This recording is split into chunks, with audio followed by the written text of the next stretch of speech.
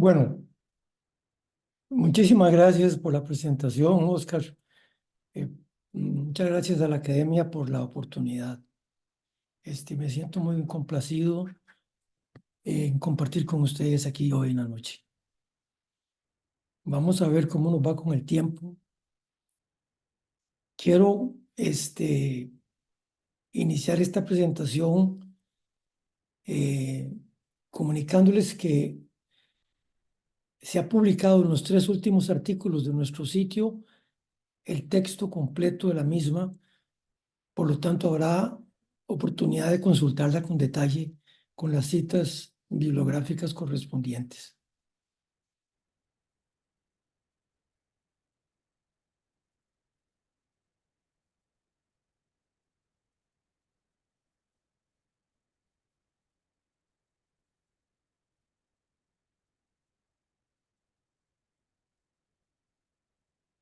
Bueno, entonces vamos a conversar sobre algo que ha intrigado al hombre a través de su historia, es decir, cuál es el origen de la vida. Les repito que voy a hacer una sinopsis y que en los artículos de revisión 273 al 275 está en mayor detalle este tema. El tópico en sí, su nombre, se origina desde los antiguos griegos con el concepto de abiogénesis, sin vida génesis, y se remonta a la edad del universo, 13,8 billones de años. Quiero que por favor nos centremos en la variable de billones de años. Y una frase que quiero que se lleven hoy es que la vida la tenemos porque hemos tenido átomos prestados. La vida nos ha prestado átomos y nosotros hicimos aquí este fenómeno interesante que es la vida. Con el fin de estudiarla se han reconstruido eventos, experimentos, eventos de campo para ver la antigüedad de lo que podemos reconstruir. Y existe una sociedad internacional para el estudio de la vida en la que forman parte los más connotados investigadores en la física, en la química y en la astrobiología. La revista más conocida de ellos es Astrobiology. Eh,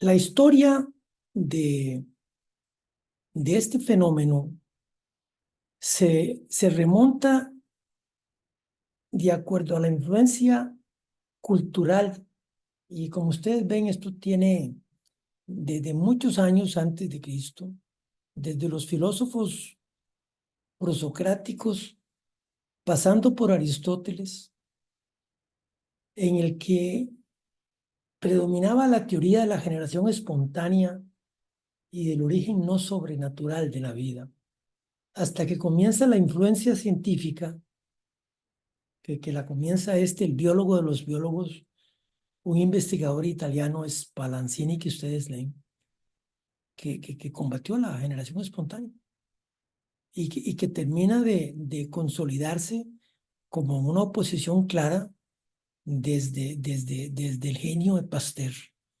Pasteur es el pilar del método científico.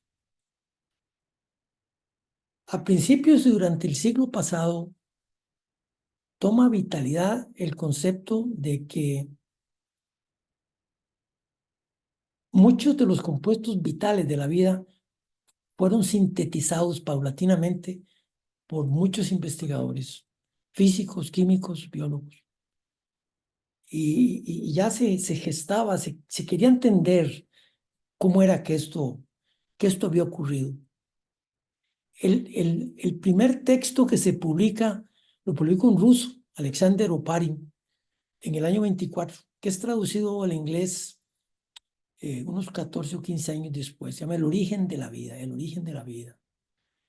Él le da una importancia a los aspectos químico-metabólicos, que son respaldados por este investigador, del cual voy a hacer en un momento una llamada de atención, Stanley Miller, porque es un primer experimento en el que uno trata de reproducir lo que era la Tierra en el momento sin vida, abiótica, como se conoce. Y entonces, de las teorías puramente químicas, culminamos ya en el siglo presente con teorías en el que se involucra el mundo de los genes. Si genes primero o si la química primero. Y ahí ha sido la controversia. Este es el experimento de Miller, este es Stanley Miller. Él llega en el año 53 a la Universidad de Chicago. Ahí estaba Harold Urey, un Nobel en química en el 34. Urey había sido un hombre relativamente joven, pero él comenzó a estudiar el deuterio, el hidrógeno pesado. Y estando en la Universidad de Chicago recibe a este pasante que era un químico reconocido, pero hombre relativamente joven, y le dice, yo quiero hacer un experimento importante.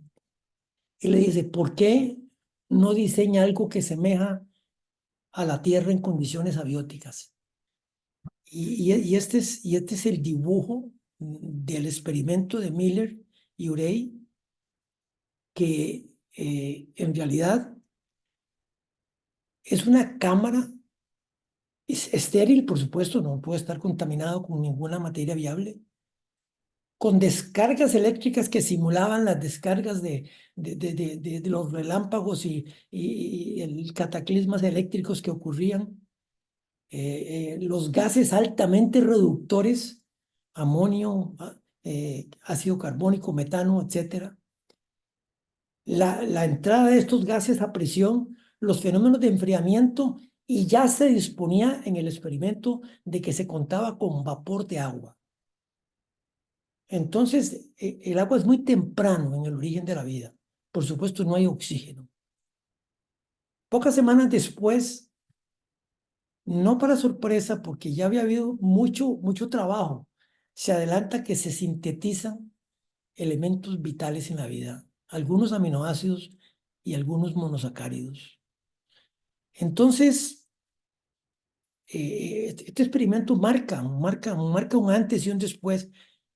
Este trabajo se publica en Science 6 semanas después del trabajo trascendental de Francis Crick y colaboradores en relación con la estructura del genoma y la elaboración fundamental del año 53, que tal vez es el trabajo más importante del siglo pasado. Cuando nos toca definir qué es la vida, nos comenzamos a confrontar con problemas. Este es Erwin Schrödinger. Schrödinger es un austríaco que se fue a vivir a Irlanda y fue un premio Nobel en física en el año 33. Él comenzó a investigar el mundo de la física cuántica y el rol de los electrones en este papel, su materia, su peso. La vida son electrones, déjenme anunciarles eso. Es el mundo y el comportamiento de los electrones. Y entonces invitan a Schrödinger a dar una conferencia de cuál es el origen de la vida. Y resulta que él llega ahí y comienza a hablar de qué es la vida. Así de complicado es el asunto. Cuesta definirlo.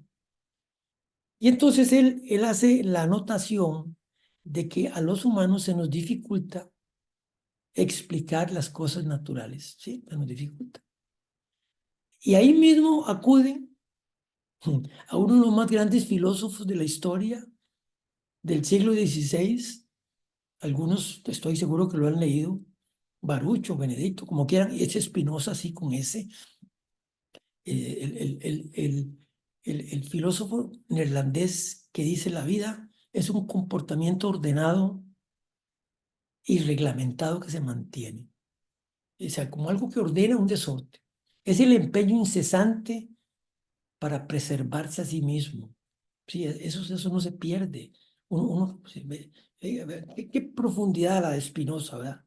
Es un continuo intento de conseguir un estado vital positivo, lo que define nuestra existencia. Entonces Schrödinger se salió por la tangente y él comienza a decir que la vida son células vivas y que las células vivas son sistemas encapsulados. Esto parece un poco absurdo, por supuesto. No, hay quien ha propuesto que tal vez no se requerían cápsulas inicialmente. Y comienza a aparecer por primera vez el término de polímeros, que los vamos a estar utilizando aquí. Ese es la vida de los sistemas encapsulados de polímeros, que necesitan nutrientes y energía, sí, por supuesto, para llevar a cabo una serie de propiedades vitales, que es con lo que se define la vida: metabolismo, crecimiento a base de polimerización, ojalá catalizada porque es más rápida. Crecimiento con base en información genética. Sí, señores, esto es fundamental. La vida es un código de información, aún con las leyes biológicas. Me voy a referir un poquito en detalle a esto. Y que culmina ya en etapas más avanzadas en reproducción, división, mutación, que son cambios, y la escalera evolutiva que brillantemente presentó el genio de Darwin. Entonces, ¿cuáles son las características de la vida? La vida tiene polímeros, que los vamos a ver ahora graficados. Estos polímeros están compuestos por los 6 elementos biogénicos fundamentales de la vida: el carbono, el hidrógeno, el oxígeno, el nitrógeno, el fósforo y el azufre. Les resalto nuevamente que el 87% de nuestra masa es hidrógeno y por algo es el primer elemento de la tabla periódica. Fuente de energía siempre ha existido. Vamos a ver cómo varía. Y este fenómeno, este organelo fue temprano, tal vez no tan precoz como el puro inicio, pero la vida necesitaba a alguien que fabricara proteínas, porque esto le iba a dar instrucción y función a las células. Entonces, los ribosomas son componentes básicos en el desarrollo existencial. Y cuando entramos ya al mundo de las enzimas, es un mundo que se facilita en miles de millones de veces la velocidad de las reacciones. Por eso dominó el pensamiento durante principios de los 1900 el mundo de las enzimas, en las prácticas de las ciencias biológicas. Y desde el puro principio de lo que es gestar la biogénesis, interviene este mecanismo de homeostasis extraordinario, que es este equilibrio fundamental con el medio ambiente para subsistir, y que ha sido desarrollado y fortalecido por una persona que es verdaderamente extraordinaria, director del Instituto de Creatividad en la Universidad del Sur de California, Antonio Damasio. Bueno, estos son los elementos que estábamos hablando. Este es etileno, esto es un monómero, estos son 2 átomos con un enlace covalente, y esta es la base de la vida del carbono con enlaces monovalentes, largas, flexibles, duraderas, adaptables. La vida está hecha de polímeros naturales y sintéticos. Prácticamente todo lo que usamos hoy en día son polímeros. Y dentro de los polímeros, el componente fundamental es el carbono y el hidrógeno. Fundamental. Ok, entonces, ¿cuáles son, cómo le entramos a esto? ¿Cuáles son los cuestionamientos fundamentales? Todo es un interrogante. ¿Dónde, cuándo y cómo? Materia prima, ¿cómo se establecieron estas membranas? ¿Dónde venía la energía? ¿Cuáles fueron las fuentes del metabolismo? ¿Cómo fueron esos ladrillos y esos polímeros? Hay polímeros de aminoácidos, polímeros de nucleótidos, polímeros de azúcares. ¿Por qué la vida es homoquiral? Es un concepto que vamos a tener que ver. Es un verdadero misterio de los tantos que tiene el origen de la vida. Y esta función, tengo un poco de problema con el señalador, pero Esta función de secuencias y función es la clave entre no vital y vital. De nuevo, vuelve a uno al aspecto siguiente que es la informática. Las secuencias son códigos de informática aplicados en biología. Esto le mereció la distinción más grande a Claude Shannon en el año 47 y no se le han dado premios Nobel porque no existe en informática esto, pero es profesor honoris causa de más de 50 universidades, el gran profesor del Instituto Tecnológico de Massachusetts. La vida viene de los átomos y el universo se origina hace 13.7 billones de años. Billones. En una teoría que la presenta Georgi Gamow, el investigador ucraniano, siguiendo el pensamiento de varios y seguido por Stephen Hawking y algunas otras extraordinarios exponentes de la ciencia básica con el Big Bang, de la cual deducimos dos predicciones fundamentales que tenemos que tener constantes. Uno es que este fenómeno está en expansión constante. Nadie le ha podido poner límite. Y emite una radiación cósmica de fondo con las siglas ahí, Cosmic Microwave Background, de, de rayos cósmicos, no cósmicos, ionizables, no ionizables, de radiofrecuencias. El mundo, el universo es un mundo de radiaciones y de ondas y de luz que ha ido virando conforme se agota de lo azul a lo rojo y la onda corta a onda larga. Lo hemos oído esto mencionar en radio y en otras cosas. Nosotros estamos ante un mundo de radioactividad natural. Estos átomos tienen un comportamiento especial, que es la base de donde parte toda la existencia en el universo.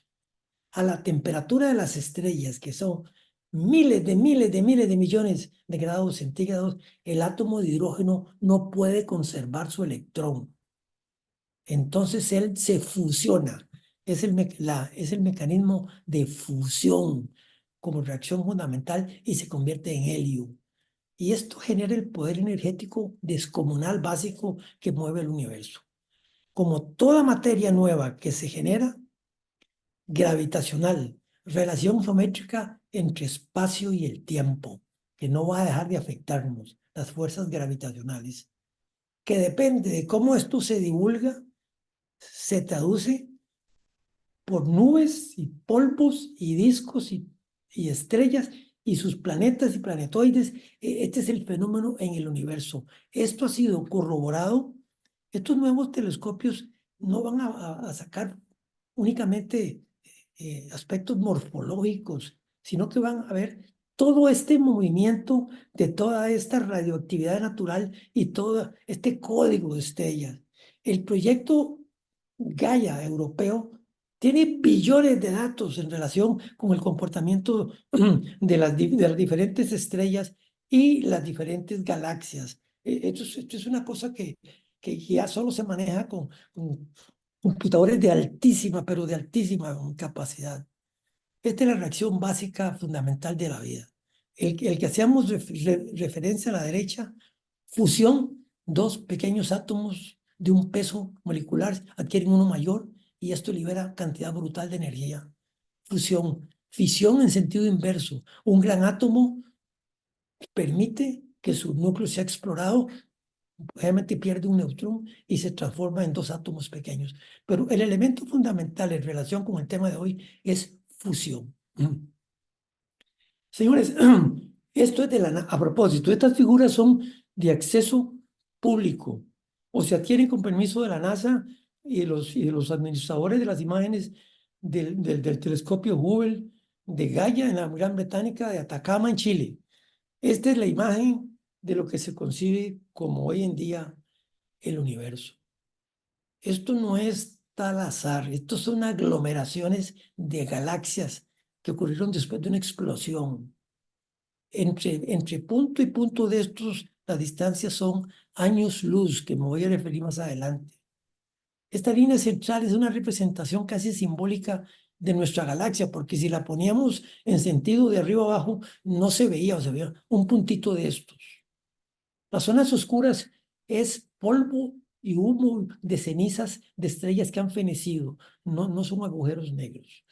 Esto es la inmensidad de algo que tenemos que medir en trillones de miles de kilómetros y que ha ocurrido al cabo de 13,7 billones de años. Es decir, es una escala, es una escala muy diferente a la que estamos acostumbrados. Este es el fenómeno que se conoce como de la gran convergencia, o la gran nebulosa, en el que nubes y polvo concéntricamente comienzan a condensarse en una estrella que va a ejercer, sus fuerzas gravitacionales. Esta es una imagen del telescopio de Atacama, el High Rate Millimetric Assay de Atacama en Chile, donde el tierra es totalmente despejado, no hay humedad. Y esto es una estrella que se llama Tallahassee, a 460 años luz de la Tierra. Vean qué belleza. Esta se llama la bailarina española. En el código de estrellas es la NGC 1699. Lo rosado es lo nuevo, lo azul es, ya dijimos, es pasado. Es la evolución de la luz. El tremendo foco gravitacional y de energía en el centro y las grandes zonas de polvo y de nubes que contienen hielo, contienen agua. El agua ha estado ahí siempre.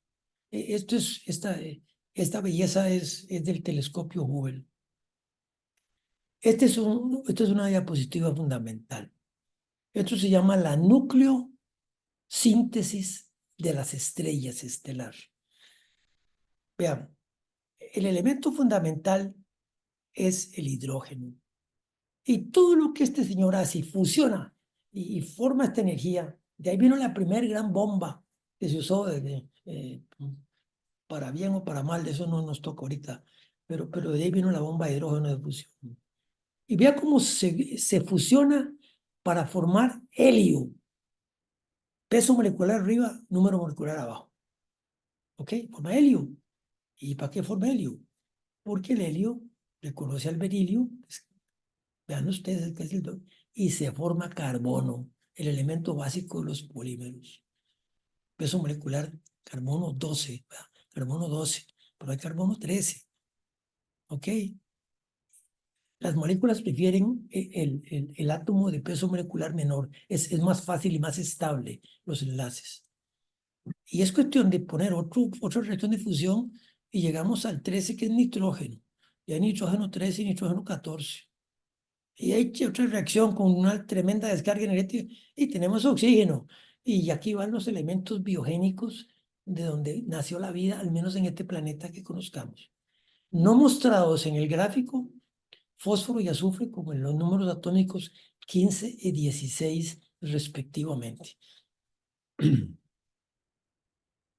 Esto es de la NASA.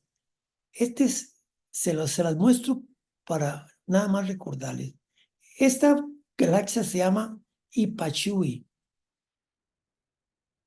y mide 460 años luz.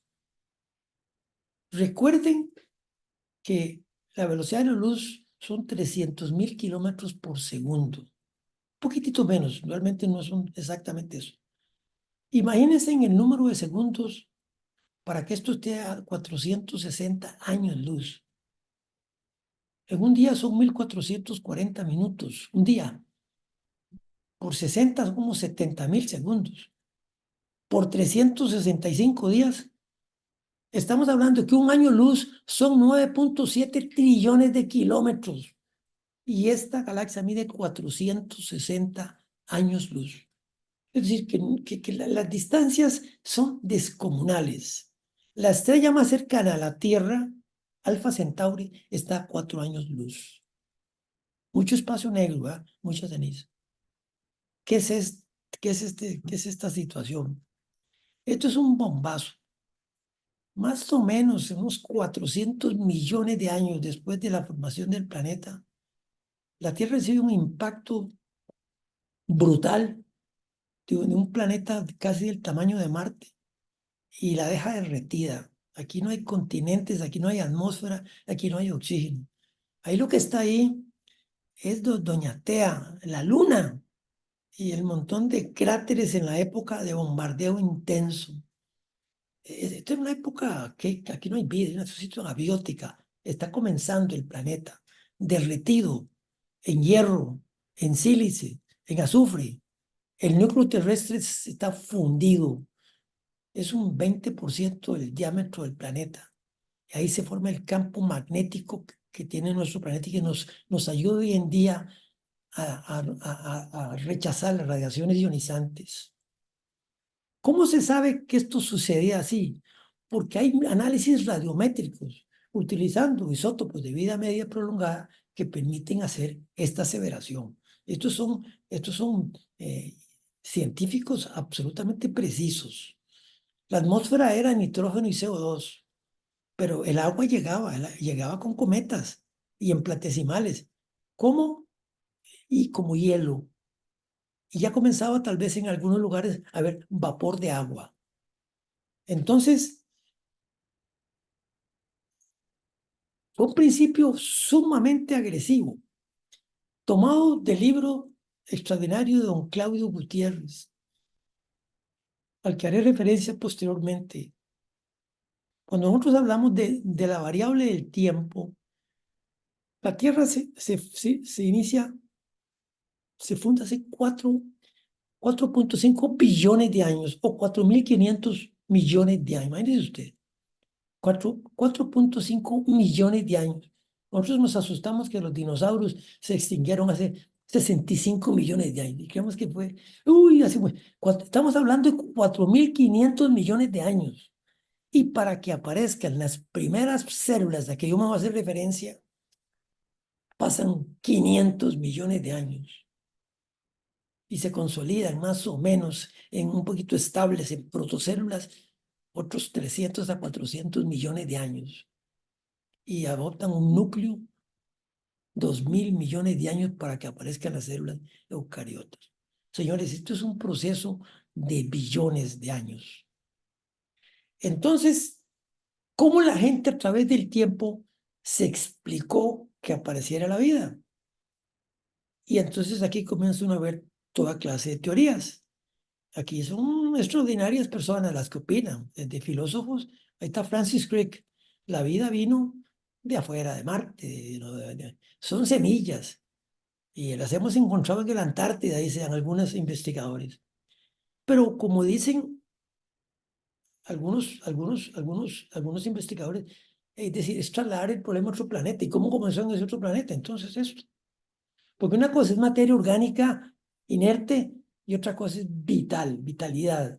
¿Dónde surge esto? Ese es el aspecto fundamental. En el libro que yo les mencioné, el primer libro escrito, hay una tendencia al apoyo hacia la química como elemento fundamental de que esto fueron reacciones químicas paulatinas.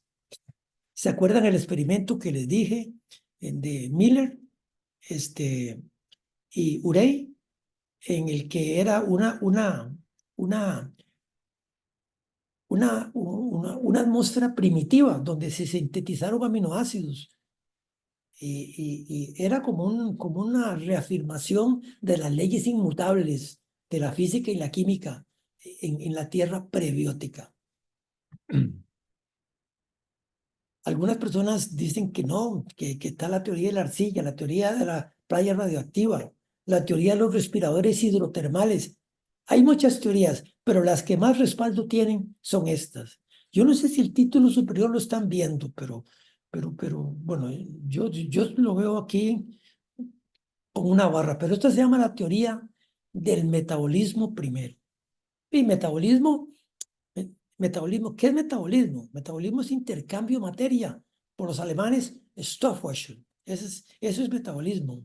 Es quien mejor define metabolismo. Ellos definen, es el metabolismo del hierro, el azufre y el oxígeno.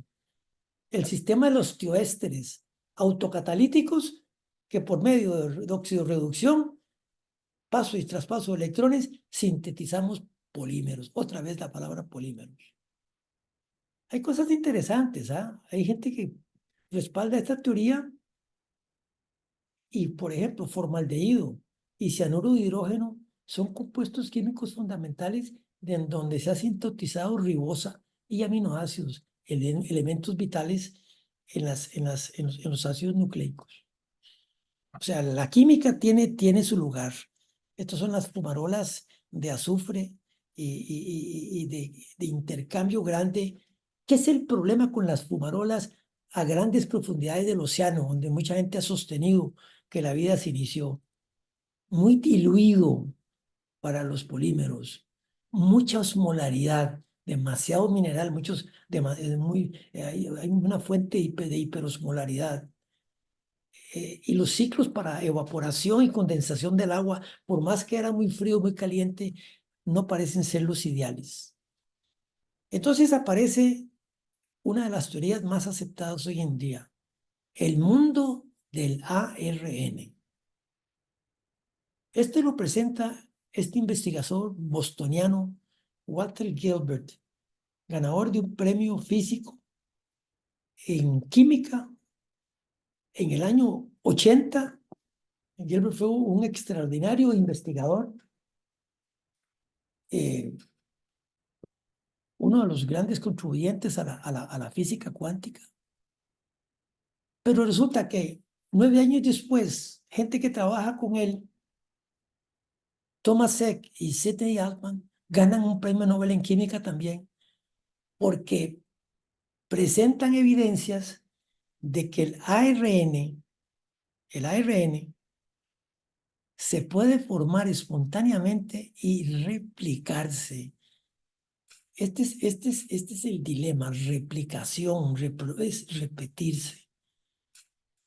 Estaba respaldado por el experimento de Miller, por los elementos químicos fundamentales que ustedes ven, cianuro de hidrógeno, formaldehído, monóxido de carbono, todos precursores de nucleobases y de ácidos orgánicos.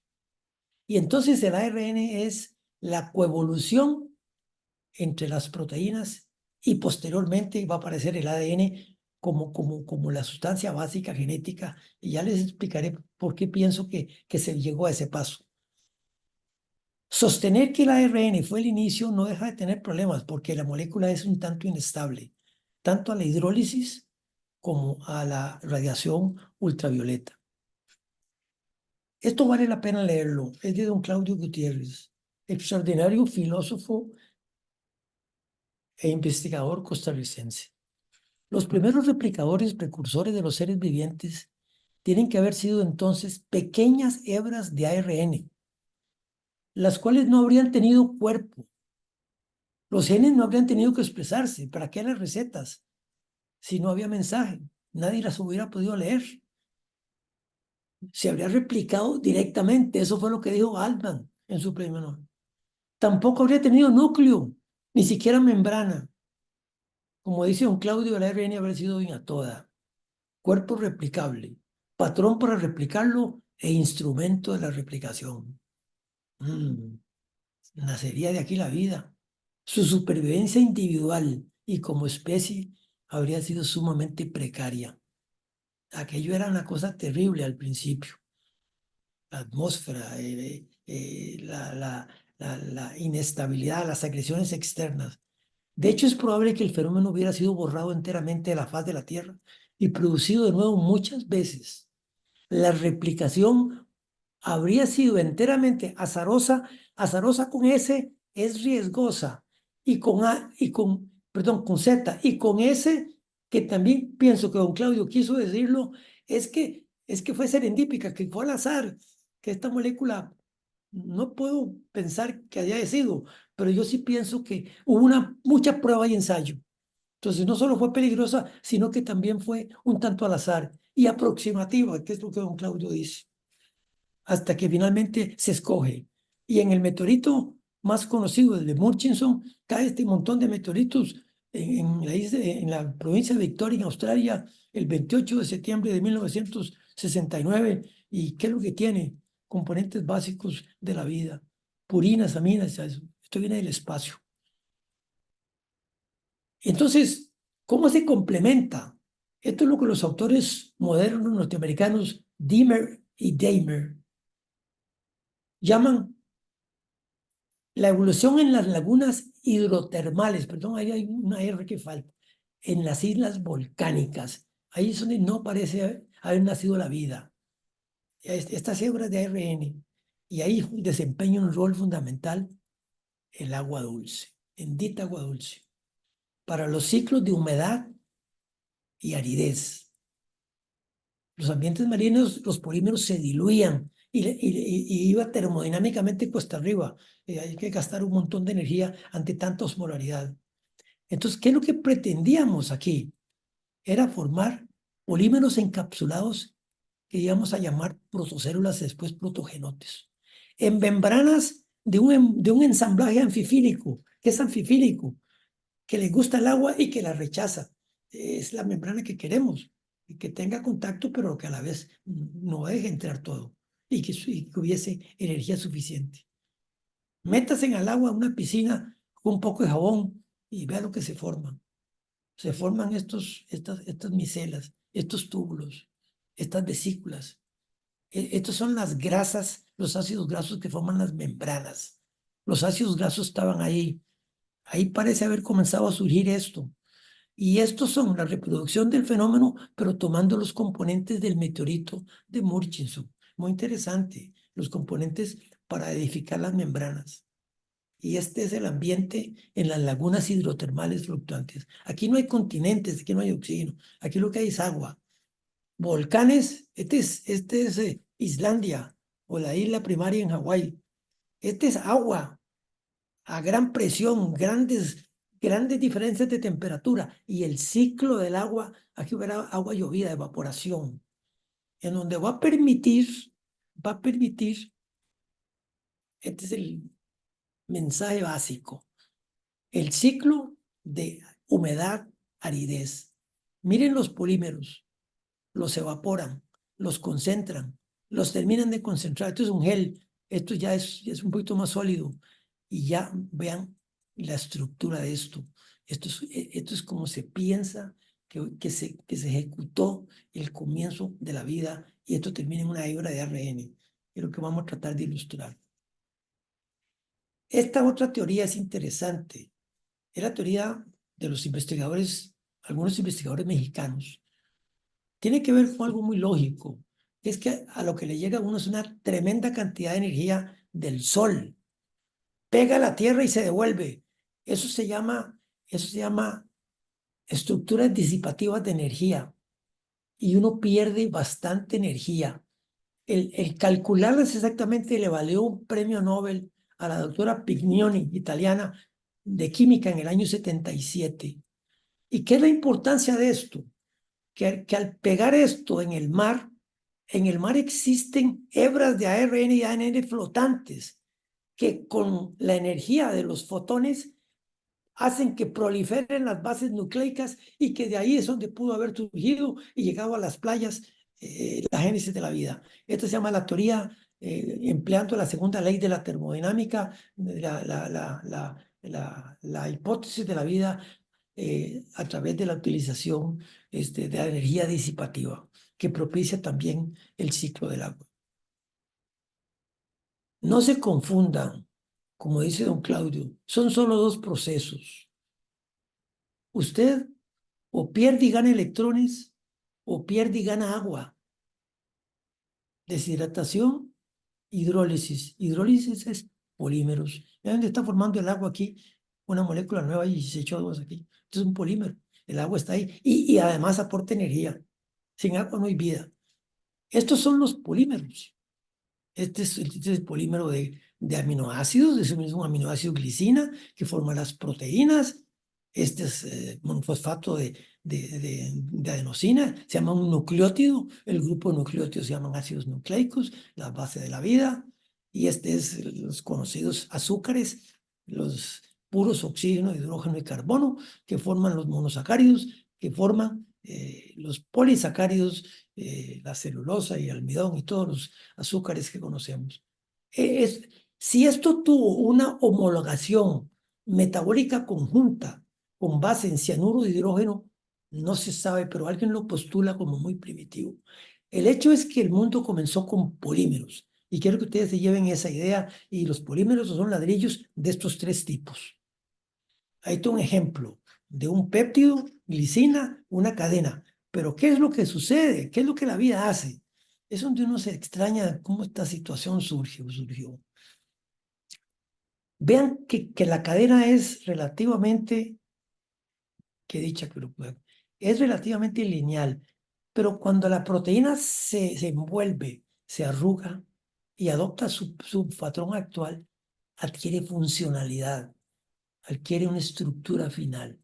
Las proteínas se tienen que enrollar para buscar un receptor. ¿Se acuerdan que la vida es informática? Esta proteína o forma una estructura o manda un mensaje, pero no es lineal. Vean cómo se forma esto lo hizo Rosalind Franklin en tercera dimensión de rayos X. Por eso les facilitó a Crick y colaboradores descubrir la secuencia de los nucleótidos en la escalera del ADN. Así es, así son las proteínas.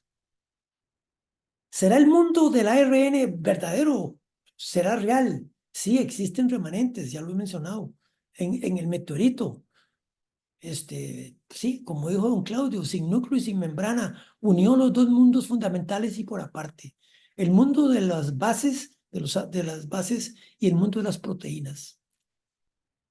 Que haya coincidido con otros replicadores y con virus no es motivo de esta conferencia, es muy posible que sí, y se llama un acervo genético primordial. El mundo de las transiciones del ARN. Qué belleza, ¿no? Esto fue lo que se inventó. Este es el gestor. Y pensar que es una base nitrogenada, uracilo aquí, timina aquí, lo que distingue a esta molécula que es capaz de decirle, yo le voy a reproducir este patrón, señor, porque usted me está resguardando este mensaje en un código genético firme, en donde yo tengo información digital que yo no quiero perder, que yo no quiero que la radiación me la dañe, yo no quiero mutaciones, yo quiero secuencias específicas. Qué barbaridad, cómo la vida fue tan, tan, tan, tan, tan increíble. Y que esto se repita en todos los dominios, en plantas, animales. Esto es lo que sucede en este planeta, que muy esquemáticamente se los muestro aquí. Lo que hoy en día estamos tocando es esta parte del origen de la vida, incluso el mundo del ARN y proteína. Pero este traspaso aquí ya sería motivo de otra conferencia por personas obviamente mucho más capacitadas de lo que pueda ser yo. Entonces, qué es el concepto básico? Es que queremos tener polímeros funcionales y que esos polímeros tienen que tener un equilibrio, homeostasis. Se refiere al conjunto fundamental de procesos que se hallan en el corazón mismo de la vida, desde su inicio en la bioquímica primitiva, en la bioquímica primitiva hasta el presente, había equilibrio. Es el poderoso imperativo. Qué bárbaro, Damasio, ¿eh? Carente de reflexión o expresión que permite a cualquier ser vivo resistir o prevalecer. Si uno no tuviera equilibrio y adaptación, homeostasis, esto se hubiera erradicado, sería caótico. Entonces la homeostasis contrarresta el desorden y permite la estabilidad. En experimentos con hebras de ARN hay retroalimentación, no hay entropía libre. El mundo puede tender a la entropía, al desorden, pero hay mecanismos que lo autorregulan. Esto es homoquiralidad. Ustedes ven no sé si estarán viendo el título de la diapositiva, pero es homoquiralidad. Es uno de los principales misterios de la vida. ¿Por qué la vida es homoquiral? ¿Por qué en el plano de polarización de la luz los aminoácidos rotan en sentido levogiro y los carbohidratos y los ácidos nucleicos en sentido extrogiro? Unos son zurdos, otros derechos. ¿Por qué? ¿Por qué la vida hizo esto? porque las fábricas donde dijimos que se van a fabricar los polímeros y las proteínas, así los reconocen. ¿Cómo es que este misterio se hizo así, verdad? Si usted no se los presenta así, la síntesis es muy difícil. Esto permite una unidad de origen de todos los seres vivientes, al menos en este planeta. Entonces, la vida es homoquiral. Quiral en manos. Usted no puede sobreponer dos manos en el mismo plano, ¿verdad? Es bueno, es un guante derecho y otro izquierdo. Y ustedes véanlo en este ejemplo. Alanina es quiral y la glicina no, porque esta sí se puede sobreponer. La alanina es quiral. Así escogió la vida ser. La vida es como quiral, no se sobreponen en una imagen en espejo las moléculas. Interesante este fenómeno. De lo que hemos hablado, hay vestigios de 3.8, 4.2 de las primeras bacterias formando estos filamentos que llaman estromatolitos. Esto es en Pilbara, en el oeste al norte de Australia, en la formación Dresen, donde se encuentran estas maravillas. Esto es en uno de los lagos en Kamchatka, en los bosques de Monbisky, al noreste de Siberia. En Rusia esto es actual y ahí a los lados resulta que teniendo con fluoresceína, estos fascículos se llenan de algo parecido a ADN. Qué raro, ¿eh? Que exista esta situación que se dé. Lo que hemos visto hoy, o por intentado, es esta situación de la vida. Esto no es motivo de esta plática. Esto requiere enzimas, esto requiere enzimas y la consolidación final de lo que está diseñado, que es duplíqueme esta información y este señor hace esta función y permite duplicar esto. Este es el ciclo de la vida, pero lo que estamos comenzando es el origen de esto. Esta es la fotosíntesis. ¿Fue temprana? No. Requirió enzimas y mucho tiempo. Pero es importante mencionarla por una razón. Es fotosíntesis es pigmentos y es clorofila, pero en sí es un intercambio de electrones. Cede un electrón, forma un desbalance. Esa cadena de protones, a través de la cadena de electrones, facilita la entrada del CO2 al ciclo de los ácidos tricarboxílicos y a la fabricación de ATP y al metabolismo de los carbohidratos, a la fuente de comida para los que comen verde. Este electrón hay que reponerlo. ¿Y lo repone quién? El agua. Y al reponerlo, ¿qué pasa? Queda oxígeno. Entonces la fotosíntesis es oxigénica. Comenzó después de los 2 billones de años en que las células básicas, sin núcleo, cianobacterias, eran tal vez nuestros primeros antecesores. En los fotos de los océanos usaron el oxígeno producido por los mismos para depositar grandes concentraciones de hierro, magnetita, que llegó el momento en que el hierro se agotó. Estos fueron millones de años, otra vez, millones de años, y el oxígeno comenzó a salir a la atmósfera. El gran proceso de oxidación, Great Oxygen Oxidation, en lo que es la fotosíntesis oxigénica. Un poco después.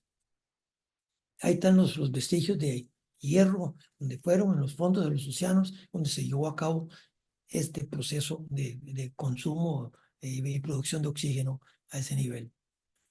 Esto es el esquema de un ribosoma. ¿Te acuerdan que es fundamental? Lo que estamos viendo hoy en día aquí es esta primera parte, donde aparece esta estructura en el citoplasma, no es nuclear, por supuesto, en las células ya desarrolladas, cercano al aparato de Golgi, en donde él se encorva, él se quiere reproducir. Esto para mí lo que es vida, es cuando él se quiere reproducir. Él dice, no, mejor dos aquí para que hagamos catálisis y aquí hagamos un mensaje más concreto. Y ya por aquí se organizó y por aquí lleva un código y por aquí ya reprodujo una proteína, aquí ya esto está vivo. Este paso es ese maravilloso mundo en que algo está vivo. Esto es lo que sucede ya hoy en día, la maravilla del mundo de la codificación, de una célula en el páncreas que necesita insulina. Sí, mándeme el mensaje, ahí está la secuencia de los nucleótidos, es una tripleta, y entonces es una llave. Y dice, no, señor, usted tiene que encontrarse con alguien que transmite el mensaje, pero tiene que tener esta llave aquí. Entonces, las dos, es una caja de seguridad, dos llaves. Aquí la reconoce. ¿Cómo la vida puede hacer esto? Reconocer esto y permitir que se expresen estos 4 aminoácidos que terminan de formar uno de los 51 aminoácidos que forma esta cadena de esta molécula de esta hormona fundamental, que es la insulina. Esta es la vida, esta es la maravilla que se ha formado a través de millones de años y que nosotros a veces no concebimos o no tenemos la humildad como para anteponernos ante esta cosa tan espectacular. Repasemos el mundo de las protocélulas, las membranas de ácidos grasos que se forman, es todavía abundante grasa, donde se forman las células de los polímeros ya encapsulados. Veanlos dónde están, vean dónde están con fluoresceína, con ADN ahí, los tienen. Los 3 ciclos, hidratación, gel y evaporación. Una laguna hidrotermal, ahí se formó la vida. Y el repaso, ¿se acuerdan cuando les di la conferencia anterior sobre envejecimiento? Era el esquema panorámico de Wellington, y las células madres se estaban cansadas o no estaban reproduciendo las células dañadas. Bueno, aquí este es el landscape, el esquema para decir que aquí comienza la acumulación de minerales y el intercambio, comienza la producción básica, las protocélulas, las membranas, y como un esquema de recordación hasta que finalmente se forman ya las células que van a ir al mar, a pHs, osmolaridad diferentes, a la lucha, a decir, yo quiero sobrevivir y ya yo estoy viva. Aquí en algún momento se adquiere la vitalidad dentro de este esquema del paisaje, de este paisaje de Wellington. En síntesis, al cabo de millones de años y experimentos naturales, las protocélulas descubren y comparten sistemas de polímeros que aumentaron su capacidad de supervivencia. Al aparecer formas estables, otros experimentos se iniciaron. Una lista de polímeros funcionales incluyeron catalizadores de metabolismo, polimerización de la informática, trasladar la informática, sistema de transporte de energías a través de los gradientes de protones para formar energía como vimos en la fotosíntesis. Y conforme otras fuentes de energía estuvieron disponibles, los ciclos de humedad y aridez ya no eran necesarios. Y al salir aquellas células ya a la vida, es el antepasado común universal o LUCA, con todos los sistemas moleculares funcionales que persisten hasta la fecha actual con un código genético común. Epílogo. Exista o no vida en otros lugares del planeta sigue siendo una interrogante abierta a la que se dará respuesta en tal caso con la investigación apropiada. Puede que incluso existan otros tipos de vida con una base química diferente. Simplemente no lo sabemos. No tenemos explicación científica satisfactoria sobre los orígenes y el significado del universo. Seamos lo humildes como para aceptar esto. Por otro lado, hay gran cantidad de evidencias de que pueden diseñarse organismos artificiales de manera que actúen de forma inteligente e incluso superen la inteligencia de los humanos. Pero no hay evidencia de que estos organismos artificiales, diseñados con el único fin de ser inteligentes, puedan generar sentimientos solo porque se comporten de manera inteligente. Este es el mundo de los sentimientos de Damasio.